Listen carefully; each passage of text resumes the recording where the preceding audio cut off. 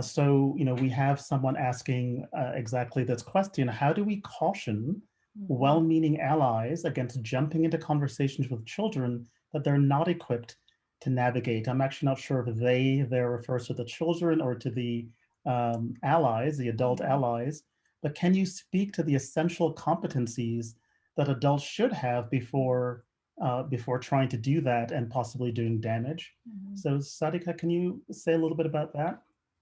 Sure. So I think it's really important that whether it's educators, parents, even whomever is interested or engaging in these conversations, you also have to do your own internal work, right? So we need to make sure that, outside of those spaces where you are, that you are learning about other cultures, that you are identifying what your own biases are, to learn more about different areas of bias that you might have that may be unconscious.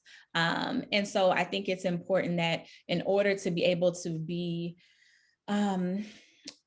effective or to leave a positive impact in having these conversations, you have to increase your own awareness internally, so about yourself and your own stuff that you have going on, but also the way that you educate yourself and expose yourself in your own personal circles, and professionally, so that you don't feel yourself like a fraud or phony in having these conversations, and that you aren't kind of walking the walk as well.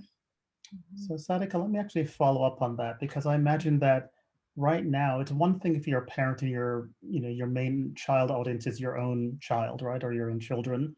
But if you're in the classroom and you're dealing with other people's children, right, which is also to say that one constituency you have are the parents of those children, some of whom, and we know about the environment we live in now, right, this so-called anti-CRT backlash, which is largely a backlash against, right, taking race seriously, both in the present and in US history, and teaching our children, which is to say then that that anything you say, right, even if you feel quite confident and you're doing a good job, and perhaps we would agree, means that you could be confronted by, by peers, by administrators, by community members, etc. If you're just starting out, you're starting to do that work, and of course, even folks who've done the work for a long time and do it well often wish we had done better. I wish I'd said something different. I wish, etc. So, at what point? How do you know? Especially at a time when it's safer professionally for many people to just not engage these conversations about race, identity, justice, etc. How do you think about, well, this is the time to step off, to take that chance, and to trust that when I know better, I'll do better? So I think that these conversations have an inherent level of risk, right? And if you're going to engage this work, you are taking on a risk of how that might be perceived, or how it might land with other folks, or pushback that you might get for doing so. Um, I don't know that there's a time where you feel, because so race is one area, but because diversity and culture are so intersectional, the work has to be ongoing, right? So there's always going to be maybe populations or different diversity variables that you aren't an expert on, right? Like you can't know everything about everything, and you're going to make faux pas and mistakes.